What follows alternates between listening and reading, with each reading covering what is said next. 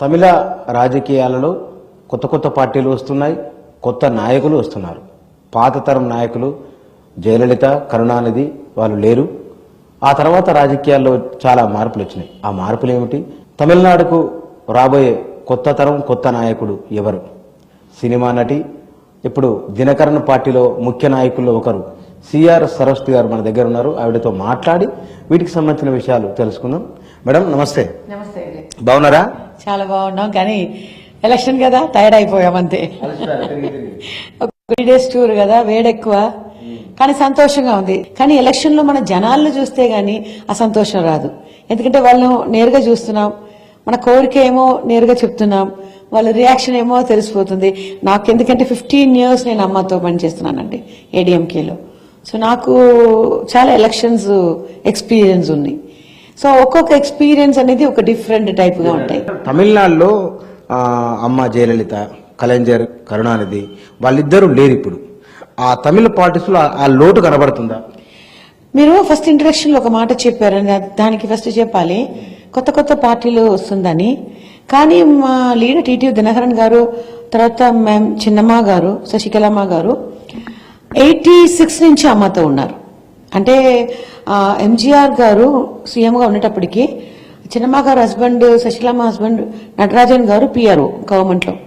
అప్పుడు అమ్మతో ఎవరు లేదని చెప్పి చిన్నమ్మ కేమ్ టు అమ్మ త్రూ ఎంజీఆర్. అప్పటి నుంచి వాళ్ళు అమ్మతో ఉన్నారు. అందరికీ తెలుసండి, అమ్మ అంటే చిన్నమ్మ, చిన్నమ్మ అంటే అమ్మ.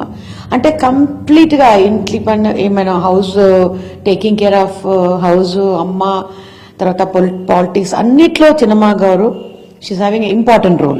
అమ్మ పార్టీలో ఉన్నారు కానీ వాళ్ళు కొత్తగా పార్టీ పెట్టలేదు. టీటీవీ దినకరన్ ఏంటంటే కాదు, కొత్త పార్టీ అని చెప్తాను కదా, అందుకే చెప్తున్నాను. టీటీవీ దినకరన్ గారు అమ్మ మేడిమసన్ ఎంపీగా ఉన్నారు, పార్టీలో పెద్ద పెద్ద పోస్ట్లో ఉన్నారు. కానీ కొత్త పార్టీ ఉండొచ్చు, కానీ కొత్త మనిషి కాదు. Is more than 33 years with అమ్మ అండి. వీళ్ళిద్దరు లేరు కదా, ఆ లోటు ఎట్లా ఉంది? డెఫినెట్లీ అండి, ఇది ఒక కొత్త ఎలక్షన్ అండి తమిళనాటికి. ఐ కెన్ సే ఈవెన్ డిఎంకేకి ఇది కొత్త ఎలక్షనే. ఇప్పుడు స్టాలిన్ గారు లీడర్ గా వచ్చారు కాబట్టి వాళ్ళ ఫాదర్ ఉన్నప్పటికీ వేరే ఆ లీడర్షిప్ ఇక్కడ ఉంటుందా? ఇప్పుడు కరుణానిధి గారు అతనికి ఉన్న అభిమానం ఇప్పుడు ఉంటుందా అనేది ఈ ఎలక్షన్ లో తెలుసు. సో ఏడీఎంకే అమ్మ లేదు. ఇప్పుడు ఉన్న ఏడీఎంకే ఏంటంటే మోడీ డిఎంకే అంటాం, అదే చెప్పాలి. ఎందుకంటే అమ్మగారు 2014లో చెప్పారు క్యాంపెయిన్ లో, మోడీయా లేడీయా నేను చూస్తాను అంటే స్టబన్ గా చెప్పారు. కానీ అమ్మ పోయిన తర్వాత ఓపీఎస్ ఈపీఎస్ గవర్నమెంట్ ఈ రోజు ఎలా వచ్చిందో అందరికీ తెలుసు. టీటీవీ దినకరన్ గారు 30 ఏళ్లుగా రాజకీయాల్లో ఉన్న ఆయన ఒక పార్టీ, కొత్త పార్టీ పెట్టుకున్నారు. ఆ పార్టీలో మీరున్నారు. కమలాసన్ కూడా కొత్త పార్టీతో వచ్చింది. ఈ ఇద్దరి అంటే కొత్తగా వచ్చిన వాళ్ళల్లో తమిళ ప్రజలకు ఎవరు ఆప్షన్ అనుకోవచ్చు ముందు ముందు? మా టీటీవీ దినకరన్ గారు ఏంటంటే ఈ 2 years లో RK Nagar election, by election జరిగింది, మీకు తెలిసి ఉంటుంది. అమ్మ సచిన తర్వాత అది 2 సార్లు జరిగింది. ఫస్ట్ ఎడపాలి పళనిస్వామి గారు మాతో ఉన్నారు, వీళ్ళందరూ మనందరూ కలిసి పన్నీర్సెల్వం గారు బయటకు వెళ్ళేప్పటికీ ఒక ఎలక్షన్ ఆర్కే నగర్. అది రేపు ఎలక్షన్ ఉన్నప్పటికీ ఈ రోజు బిఫోర్ డే క్యాన్సిల్ అయిపోయింది. ఆ తర్వాత 6 months తర్వాత మళ్ళీ ఆర్కే నగర్ ఎలక్షన్ వచ్చింది. అప్పుడు మేము సపరేట్. అప్పుడు ఈ పార్టీ అమ్మ మక్కలు మున్నేట్ట కడగం ఏఐఎంఎంకే కూడా లేదు. ఒక క్యాండిడేట్ గా ఏ పార్టీ లేకుండా ఒక ఇండివిజువల్ క్యాండిడేట్ గా mister Dinakaran was in that election. అలా ఉండేటప్పటికే 40,000 votes లో లీడ్. 20 రూపాయల నోటు ప్రచారం ఏంటండి అది? ఎవరైనా టోకన్ ఇచ్చి గెలుస్తా ఉంటే అది వీలు పడుతుందండి. ఏడీఎంకి 6,000 ఇచ్చారు, 2 leaves తీసుకున్నారు. ఆ రెట్టెల సింబల్ వాళ్ళకి వచ్చేసింది, ఏడీఎంకే నేమ్ వచ్చేసింది. డెప్యూటీ చీఫ్ మినిస్టర్, మినిస్టర్స్ అందరూ ఫీల్డ్ లో ఉన్నారు. ఒక టోకన్ తీసుకుని జనాలు ఎవరైనా ఓటు వేస్తారా? అంత అలా ఎలా జరుగుతుంది మీరు చెప్పండి. వాళ్ళు 6,000 ఇచ్చేటప్పటికి మేము మళ్ళీ టోకన్ పెట్టుకోండి మాకు ఓటు వేయండి అంటే ఈరోజు జనాలు ఏంటి అలా వేసేస్తారా? అది కోర్టుకి వెళ్ళి కోర్టులో మేము ప్రూవ్ చేస్తాము. కోర్టు టీటీ దినకరన్ విక్టరీ అనేది రైట్, దాంట్లో ఏం తప్పలేదని కోర్టు చెప్పింది. కమలాసన్ ప్రభావం ఎంత ఉండొచ్చు అది చూడాలండి. ఎందుకంటే కమల్ గారు ఏంటంటే is one of the leading actor. కానీ ఇప్పుడు 1 year అయింది వచ్చి, అతనికి కొత్త పాలిటిక్స్ అనేది. బికాస్ ఇప్పుడు ఎంజీఆర్ గారు అమ్మగారు అంటే సినిమాలు ఉన్నప్పటికే దేవర్ ఇన్ ద పాలిటిక్స్. అయితే ఎంజీఆర్ గారు యూ నో వెరీ వెల్. అమ్మగారు సినిమా నుంచి వచ్చిన తర్వాత కూడా ఫస్ట్ ఎంజీఆర్ తో జాయిన్ చేసి స్టెప్ బై స్టెప్ వచ్చారు.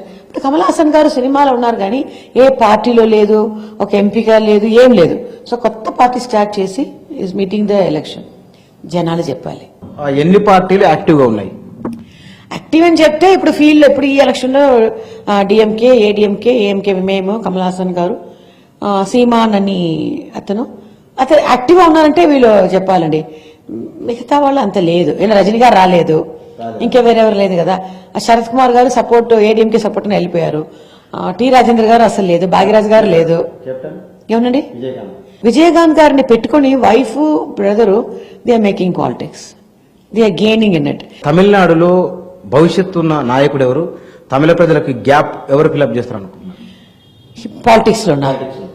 అది ఎలక్షన్ రిజల్ట్ నేనండి. అంటే అమ్మగారు ఉన్నడికి డెఫినెట్ గా ఓపీఎస్ ఈపీఎస్ రారండి. అమ్మ అనేది వేరే, డెఫినెట్ గా రారు. ఉంటుందండి, ఇంకా ఎంజీఆర్ ఎఫెక్ట్ ఉందండి. డెఫినెట్ గా విలేజ్ లో ఎంజీఆర్ అనేది గ్రేట్ లీడర్, అమ్మ అనేది గ్రేట్ లీడర్. మా పార్టీ నేమ్ కూడా అమ్మ మక్కలు మున్నేటం పెట్టాం. సో ఓపీఎస్ ఈపీఎస్ ఏంటంటే జనాలకి ఏమనుకుంటుంటే అమ్మ నీటి వద్దన్నారు, నీటి వచ్చేసింది. అమ్మ జీఎస్టీ వద్దన్నారు, జీఎస్టీ వచ్చేసింది.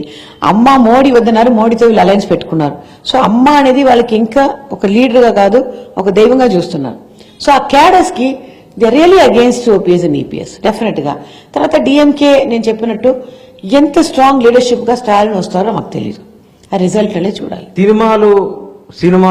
సినిమాల్లో జరిగే రాజకీయం ఎక్కువ ఉందా, ఒరిజినల్ ఈ రాజకీయం ఎట్లా తేడా ఏంటండి? సినిమాలో ఉన్న రాజకీయం అంటే అది సినిమా అనేది క్రేజ్ అండి, అది ఎప్పుడు ఉంటుంది. కానీ ఇప్పుడు ఉన్న ఇప్పుడు యంగ్స్టర్స్ చాలా మంది వచ్చారండి. I think 1,40,00,000 youngsters going to vote, 18 years వాళ్ళు.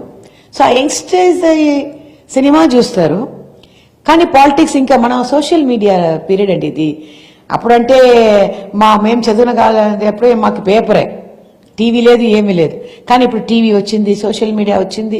సో ఎవ్రీ మినిట్ న్యూస్ ఏంటో జనాలకి తెలుస్తుంది.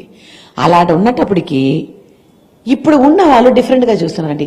ఇప్పుడు ఉన్న వాళ్ళు ఏమంటున్నారంటే ఈ పొలిటీషియన్స్ ఇంకా ఇప్పటి నుంచి వచ్చే పొలిటీషియన్ ఒక 5 years ఒకసారి వచ్చి చూసి ఆ తర్వాత పార్లమెంటుకు అసెంబ్లీకి వెళ్ళిపోయి జనాల్ని చూడకుండా తర్వాత 5 years తర్వాత వస్తున్నారు కదా, ఇంకా జరగదండి. అది డెఫినెట్ గా జరగదు. జనాలు తెలియగా అంటే వాళ్ళు ఏంటంటే నేను మీకు ఓటేస్తున్నాను, మీకు పార్లమెంట్ సెక్షన్ ఉన్నప్పటికీ వెళ్ళండి, వద్దని చెప్పలేదు, అసెంబ్లీ ఉన్నప్పటికీ వెళ్ళండి. కానీ మిగతా డేస్ లో మీరు ఇక్కడ ఉండాలి, ఆ కాన్స్టిట్యూన్సీలో ఉండాలి. అలా ఉంటే గానీ మేము ఎవరి దగ్గర ఇప్పుడు కౌన్సిలర్ చెప్తారు కదా, కౌన్సిలర్స్ ఎలక్షన్ అంటే ఆ రోడ్లో ఉన్న వాళ్ళే గెలుస్తారు, ఎందుకంటే ఆ కౌన్సిలర్ అంటే అక్కడే ఉన్నారని.